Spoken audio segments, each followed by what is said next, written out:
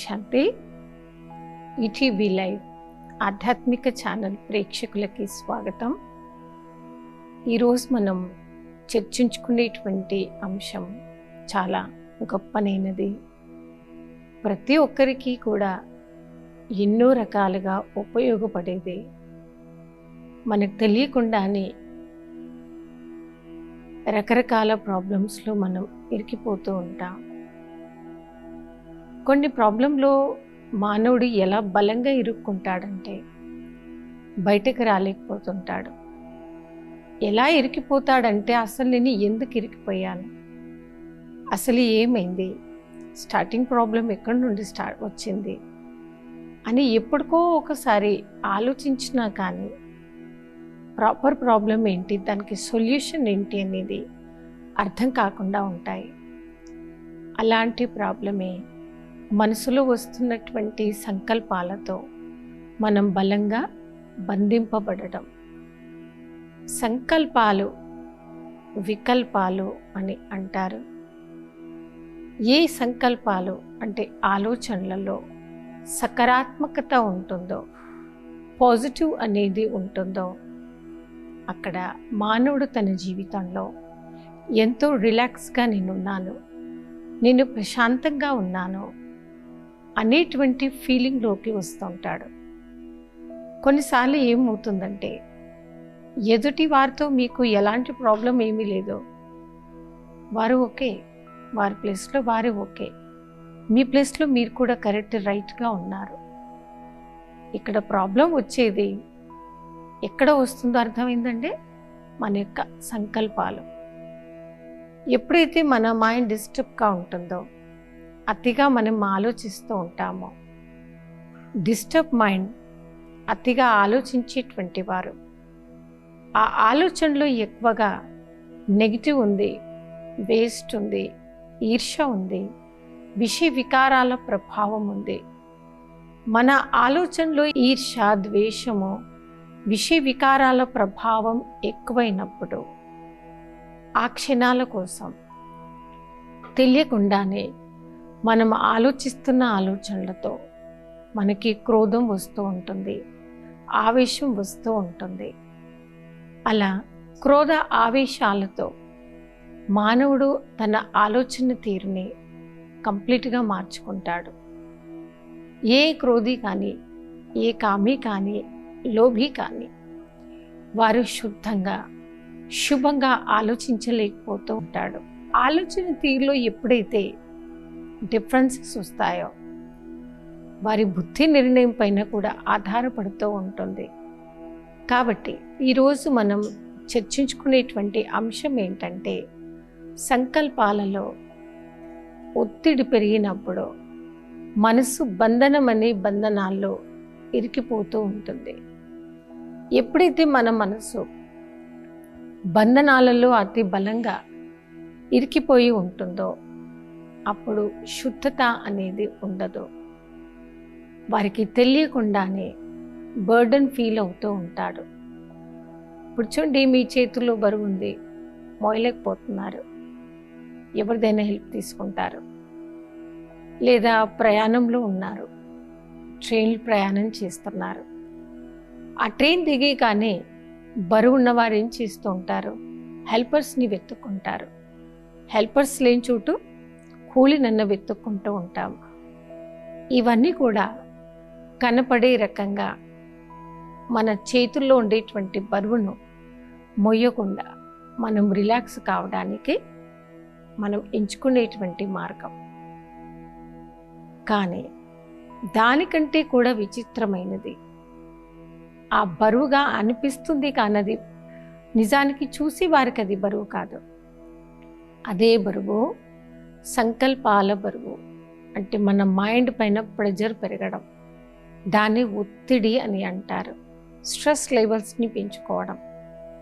ఆ stress levels ఎప్పుడైతే మన మనసుకి పెరిగిపోతూ ఉంటాయో అప్పుడు మనకు తెలియకుండానే మన ఫ్రస్ట్రేషన్ పెరుగుతూ ఉంటుంది. ప్రతి చిన్న పెద్ద విషయాలకి ఇరిటేట్ అవుతూ ఉంటాం. మరి అలా ఏ రకంగా కూడా మనం ఇరిటేట్ అవుతూ పని చేస్తున్నామనుకోండి, మనం సక్సెస్ కాలేకపోతూ ఉంటాం. ఆ బంధనాలే మానవుణ్ణి ఇరికిచ్చేస్తూ ఉంటాయి. వారు స్వతంత్రంగా ఉండలేకపోతూ ఉంటారు. ఏ విషయంలో కూడా. ఒక రకంగా చూస్తే కొందరి విషయంలో ఫ్రీడమ్, స్వతంత్రత అనేది ఇప్పటి వరకు కూడా రాలేదు. నేను పరితంత్రంలో ఉన్నాను అంటే పరుల గురించి ఆలోచిస్తున్న సమయంలో నా ఆలోచనలు ఈర్ష్య ఉంది, ద్వేషం ఉంది, ఇరిటేట్ అయ్యేటువంటి స్వభావం ఉంది, చిరాకు పడే స్వభావం ఉంది. ఇలాంటి స్వభావాలు ఒకవేళ మన మనసులో పెరుగుతూ ఉంటే మనం బంధింపబడి ఉన్నట్టే. ఎప్పుడైతే మనం అలా బంధింపబడి ఉంటామో, రిలాక్స్గా ఉండలేకపోతూ ఉంటామో, తెలియకుండానే ఆత్మ పరతంత్రంలో పడుతుంది. అలా ఎలాంటి బంధనంలో బంధింపబడకూడదు, ఇరుక్కోకూడదు అంటే ఏం చేయాలి? దాన్ని అంటారు మనసులో ఉండేటువంటి బంధనాల నుండి మనం ఎలా ఫ్రీ అవ్వాలి. మనం ఒక చైర్లో కూర్చున్నాం, రిలాక్స్గా ఉన్నాం, ఓకే. కానీ ఎవరైనా బలంగా నన్ను కట్టేశారనుకోండి, కట్టేసినప్పుడు మీరు అడగండి ఎలా ఉన్నారు అంటే రిలాక్స్గా ఉన్న ఫీలింగ్ వస్తుందా? వారికి రాదు, బంధింపబడినట్టుగా ఉంటుంది. అలా అతిగా ఆలోచించేటువంటి స్వభావం ఉండే మనుషులకి వారు నిత్యం బంధింపబడినట్టుగానే ఆ ఆలోచన ప్రభావంలో పడుతూ ఉంటారు. కాబట్టి వారికి నిజమైన ఫ్రీడమ్ అనేది దొరకదు. కాబట్టి ఈరోజు మనం చర్చించుకుంటున్నటువంటి టాపిక్, మనసు ఏదైతే బంధనాల్లో బంధింపబడిందో ఆధ్యాత్మికత వారికి ఏం సజెస్ట్ చేస్తుంది, ఎలాంటి సలహా ఇస్తుంది. ఈ ఆధ్యాత్మిక క్షేత్రంలో మనం ఎన్నో పాఠాలు నేర్చుకుంటూ ఉంటాము ప్రతినిత్యం. కాబట్టి మనసు యొక్క సంకల్పాలను పరివర్తన చేయాలి, డైవర్ట్ చేయండి. మనం ఎప్పుడు కూడా బంధింపబడినటువంటి ఫీలింగ్లో లేకుండా నేను హాయిగా ఉన్నాను అనేటువంటి ఆలోచనలను మనం ఈ రోజు నుంచి పెంచుకోవాలనేదే ఆధ్యాత్మికత మనందరికీ నేర్పిస్తున్నటువంటి అతి గొప్ప లాభము, అతి గొప్పనైనటువంటి యుక్తి అన్నమాట. కాబట్టి సంకల్పాల ప్రభావాన్ని మనం పొరపాటున కూడా తక్కువ అంచనా వేయకూడదు. ఎలా ఆలోచిస్తామో మనం అలాగే తయారవుతాము. ఏది కోరుకుంటామో మనం అలాగే అవ్వవచ్చు. నేను ఎంత ఎక్కువ సాత్వికత కోరుకుంటానో, ప్రశాంతంగా నేను ఉంటాను, ఇతరులు కూడా అలాగే ఉండాలని కోరుకుంటాను, ఖచ్చితంగా మన జీవితంలో ఇతర ఆత్మల పట్ల కూడా సద్భావన మాత్రమే పెరుగుతుందన్నమాట.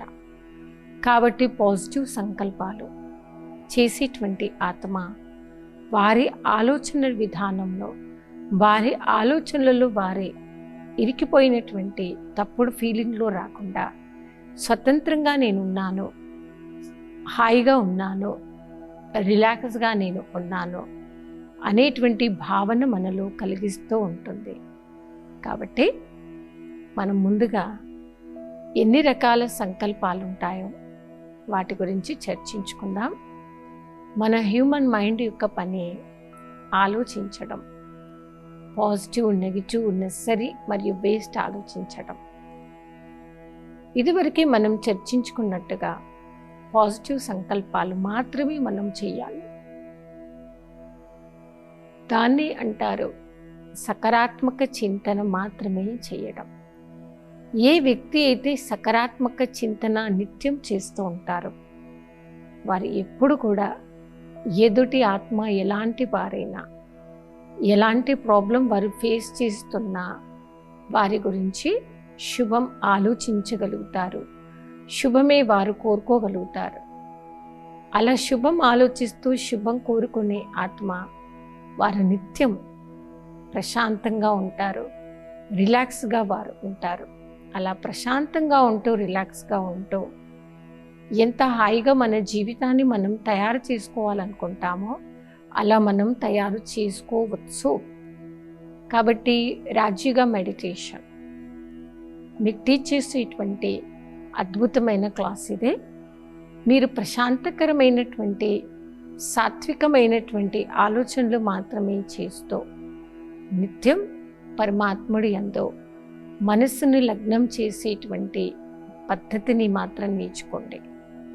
మరి ఏ ఆత్మ అయితే ప్రభు చింతనలో ఉంటూ నిత్యం సాత్వికంగానే జీవించాలి, ప్రశాంతంగా మాత్రమే ఉండాలి అని గొప్ప సంకల్పాన్ని తీసుకుంటారో వారు సదా రిలాక్స్గా ఉంటారన్నమాట. అలా రిలాక్స్గా ఉండేటువంటి వారికి ఆ బంధనాలు బంధనంగా అనిపించవు. వారు హాయిగా ఉన్నాను, నేను హాయిగానే ఉంటాను అనేటువంటి సంకల్పాలు వారికి వస్తూ ఉంటాయి. కాబట్టి మెడిటేషన్లో స్టెప్స్ ఉంటాయన్నమాట. ఫస్ట్ స్టెప్ సెల్ఫ్ రియలైజేషన్ చేసుకోవడం. సెల్ఫ్గా మనం రియలైజ్ చేసుకోవాలి, స్వయం నేను ఎవరు, నా యొక్క అస్తిత్వం ఏంటి, నా స్వ ఆత్మ పరంధామము శాంతిధామం యొక్క నివాసి, పరంధామం శాంతిధామం యొక్క నివాసి అనేటువంటి నేను ఆత్మ. ఈ సృష్టి అనే ఈ నాటక రంగంపై కేవలం పాత్రను అభినయించడానికి మాత్రమే నేను వచ్చాను. నా రోల్ ఒకటే, ఈశ్వరుడు నాకు ఇచ్చినటువంటి ప్రతి ఆజ్ఞను నేను పాటించాలి.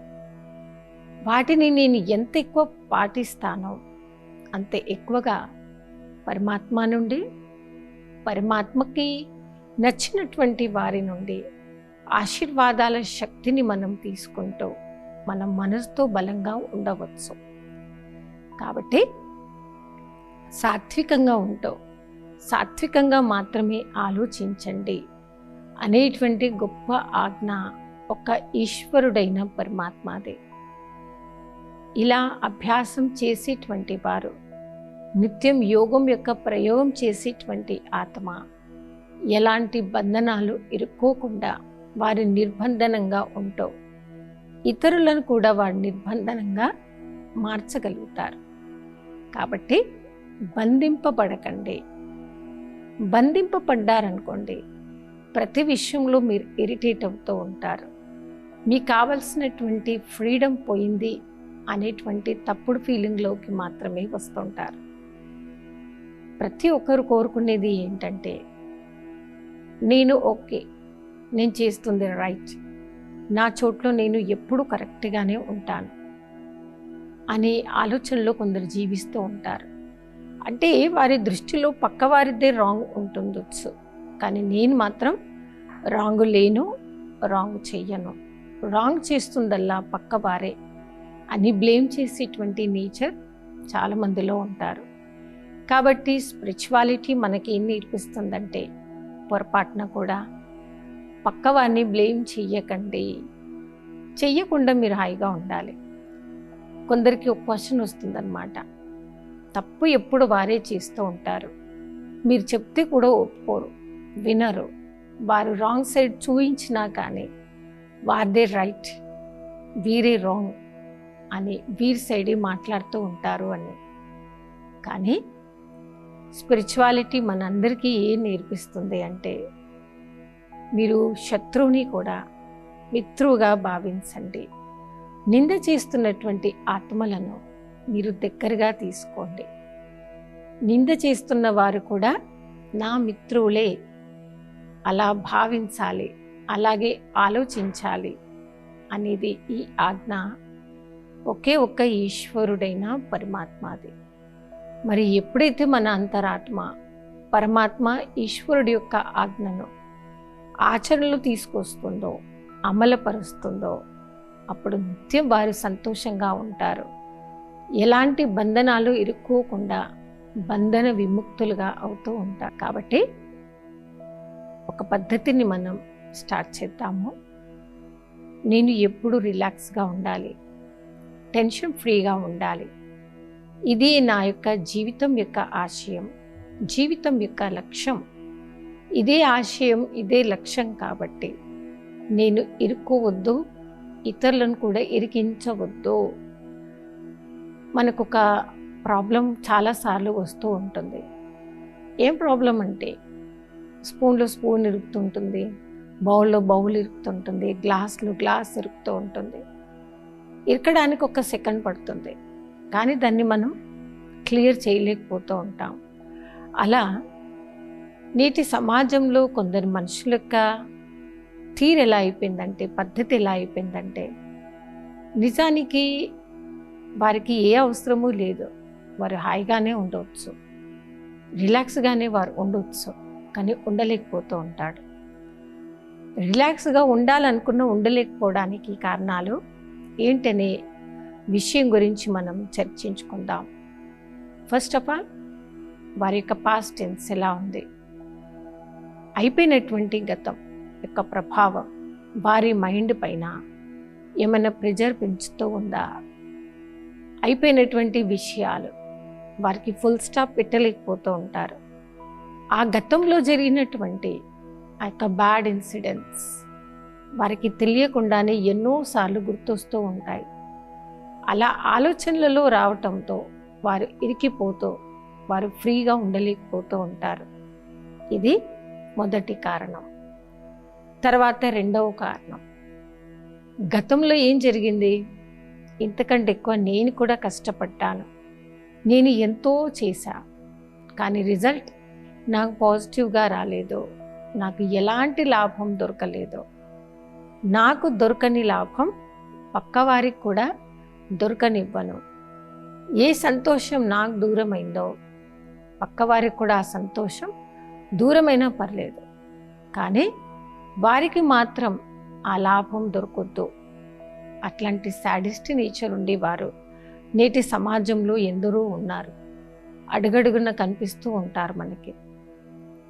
పాస్ట్ అలా ఉంది, ప్రజెంట్ ఎదుటి ఆత్మ సంతోషపడుతుంటే వారిని చూడగానే ఈర్ష్యతో ద్వేషంతో నింపుకొని ఎదుటి వారితో సంతోషంగా ఉండలేకపోవడం, ఇది కూడా మనసుని బంధనాలు బంధింపబెట్టుతూ దుఃఖం అశాంతిని పెంచే విధంగానే ఉంటుంది.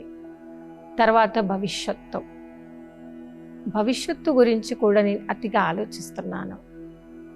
అతి ఆలోచించడమే దాన్ని ఆధ్యాత్మిక భాషలో బంధింపబడడం అని అంటారు.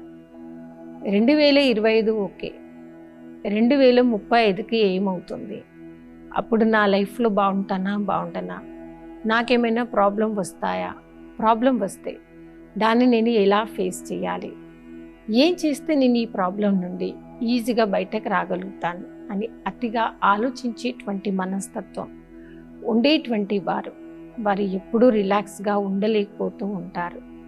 కాబట్టి పాస్ట్, ప్రజెంట్, ఫ్యూచర్ అలా 3 రకాలుగా దేని గురించైనా నేను అతిగా కోరుకున్నా, అతిగా ఆలోచిస్తున్నా, అలాంటి బంధనాల నుండి, ప్రాబ్లం నుండి నా మనసుని ఈజీగా బయటకు తీసుకురావడానికి ఈరోజు మనం మెడిటేషన్ ఎలా చేయాలి అనేటువంటి అంశం గురించి చర్చించుకుందాం.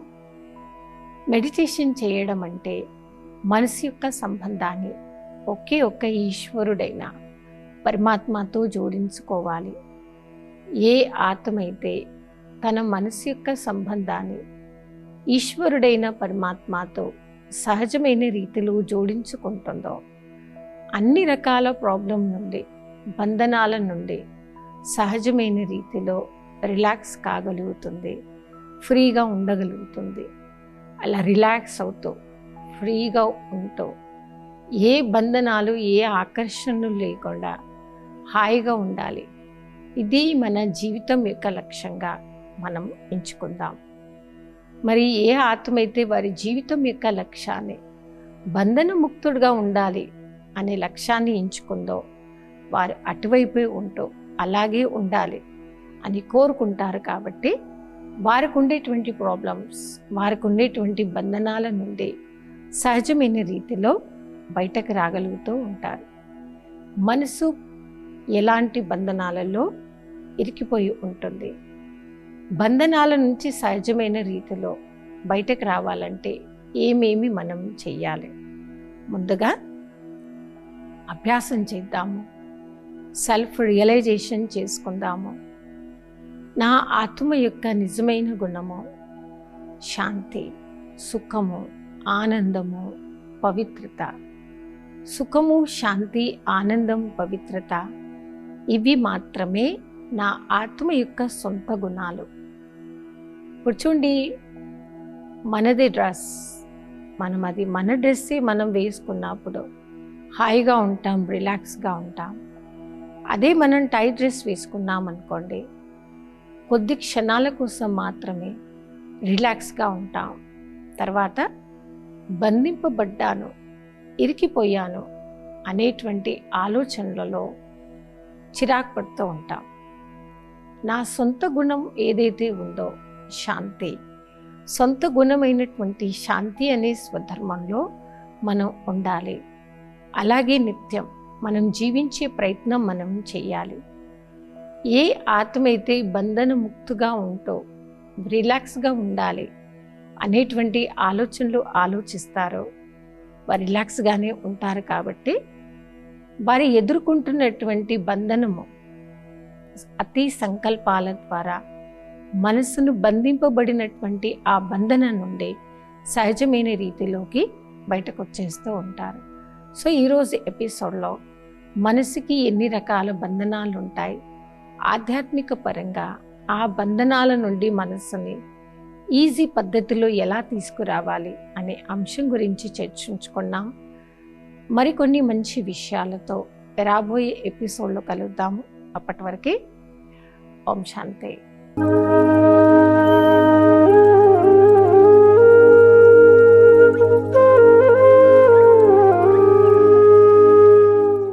ఈ కార్యక్రమాన్ని తిరిగి చూడాలనుకుంటే www.youtube.com/@ETV Life Spiritual లో చూడవచ్చు.